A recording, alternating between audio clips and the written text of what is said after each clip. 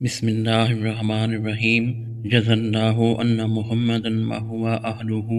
हज़रत अबू हुरैरा रज़ियल्लाहु अन्हु बयान करते हैं, रसूलुल्लाह सल्लल्लाहु अलैहि व आलिहि वसल्लम ने फरमाया, जब रमज़ान आता है तो आसमान के दरवाज़े खोल दिए जाते हैं, और एक रवायत में है जन्नत के दरवाज़े खोल दिए जाते हैं और जहन्नम के दरवाज़े बंद कर दिए जाते हैं और शयातीन को जकड़ दिया जाता है, और एक रवायत में है रहमत के दरवाज़े खोल दिए जाते हैं। मिशकातुल मसाबी हदीस नंबर 1956। हज़रत सहल बिन साद रज़ियल्लाहु अन्हु बयान करते हैं, रसूलुल्लाह सल्लल्लाहु अलैहि व आलिहि वसल्लम ने फरमाया, जन्नत के 8 दरवाज़े हैं, इनमें से एक दरवाज़े का नाम अर्रयान है, इसमें से सिर्फ रोज़ादार ही दाखिल होंगे। मिशकातुल मसाबी हदीस नंबर 1957।